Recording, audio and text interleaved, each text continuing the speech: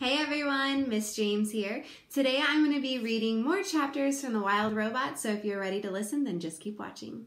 Chapter 21, The Introduction. There was an hour each morning in the dim light of dawn when all the island animals were safe. You see, long ago they had agreed not to hunt or harm one another during that hour.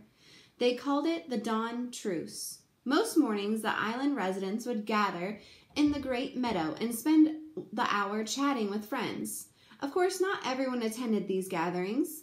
The bears had never made an appearance, and the vultures just circled high above. But on this particular morning, an unusually large group of animals had come out to discuss some important news. "Settle down, everyone! I have something to say!" Swooper the owl hooted to the crowd from the lowest branch of a dead tree. "Last night I saw a mysterious creature right here in the great meadow. It seemed to be covered in grass, so I couldn't get a good look at it, but I think it may have been a monster." Looks of concern swept over the crowd. "What was the creature doing?" said Dart the weasel. "It was speaking," said Swooper. "It kept repeating the same words over and over again, but each time it sounded a little different. At first it sounded like a cricket, and then it sounded like a raccoon, and then it sounded like an owl." "What was it saying?" said Dig Down the groundhog. "I could be mistaken, but I think it was saying, 'Hello, my name is Roz,'" said Swooper. The crowd began to chatter. "Just where was this creature?" said Finks the fox. Everyone turned as the owl slowly pointed its wing to a grassy lump in the meadow.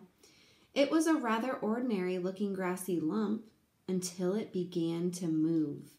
As you probably guessed, that grassy lump was Roz. She had been there the whole time, camouflaged, watching, listening, and with all the animals looking at her, she decided to introduce herself. The crowd stared in disbelief as the grassy lump started shaking and bulging upward and crumbling apart, and there was the robot. Then, using her body and voice, the robot spoke to the animals in their own language. "Hello, my name is Roz." The crowd gasped. Swooper fluttered up from his branch and screeched, "It's a monster!" "I'm not a monster," said Roz. "I'm a robot." A flock of sparrows suddenly took off. "Leave us alone," squeaked Dart as he crouched low in the grass. "Return to whatever horrible place you've come from." "I come from here," said Roz. "I've spent my whole life on this island." "Why haven't you spoke to us sooner?" screeched the owl from higher up in the tree. "I did not know the animal language until now," said the robot. Crown Point, the buck, had heard enough, and he slipped into the forest with his family. "So what do you want from us?" growled Fink. "I have observed that different animals have different ways of surviving," said the robot. "I would like each of you to teach me your survival techniques." "I'm not going to help you," screeched the owl from the very top of the tree. "You seem so unnatural." "The monster is just waiting to gobble us up," shrieked Dig Down, and the groundhog disappeared into a hole.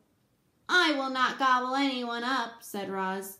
"I have no need for food." "You don't need food?" Fink relaxed a bit. "Well, I need food and lots of it. Why don't you make yourself useful and find me some food?" "What would you like me to do?" said Roz. "Can you hunt?" The fox smiled at a hare on the far side of the gathering. "It's almost time for breakfast." "I cannot hunt, but I could gather berries." The fox's smiles disappeared. "Berries? I'm hungry for meat, not berries. Good luck to you, Roz. You're gonna need it." And the fox trotted away. Roz looked up at the tree, but the owl had gone. And when the robot looked down again, she realized that everyone else had gone too. Poor Roz. Chapter 22, The New Word. A new word was spreading across the island. The word was Roz. Everyone was talking about the robot, and they wanted nothing to do with her. "I don't think I'll ever feel comfortable knowing that Roz is on the prowl. I hope Roz camouflaged herself as a rock forever." "Shh, there's Roz now. Let's get out of here." Roz wandered the island covered in dirt and green growing things, and everywhere she went she heard unfriendly words. The words would have made most creatures quite sad, but as you know, robots don't feel emotions, and in these moments, that was probably for the best. Chapter 23, The Wounded Fox. My face, my beautiful face, somebody help! Fink the fox was lying on a log, howling in pain, with a face full of long, sharp quills, when Roz appeared. Is there anybody else who could help me? Would you like me to leave? Said the robot. No, please don't go. I'll take what I can get. What happened? I didn't think that porcupine could see me in the bushes, but when I went for his throat, suddenly there were quills in my face. Why did you go for his throat? Why do you think? Because I was hungry.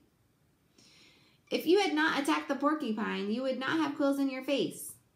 Yes, Roz, I know that, but a fox has got to eat. I just didn't expect him to push up such a fight. Look, there are even quills in my paws. I can't walk. My face is numb. I could die if you don't help me. What would you like me to do? Said the robot. I'd like you to pull out the quills. Roz calmly knelt beside Fink and said, I will pull out the quills. The robot started to tug on a quill, but it snapped off in her fingers. Fink yelped and said, pinch it closer to the skin. So Roz pinched the broken quill closer to the skin, and then very slowly she pulled it out. The fox winced in pain and said through his teeth, please, Roz, pull them out faster. This is agony.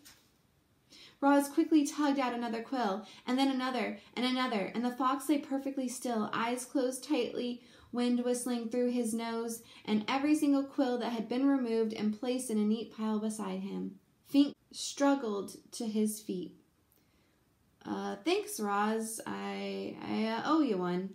The fox smiled briefly, and then he limped away. Chapter 24, The Accident.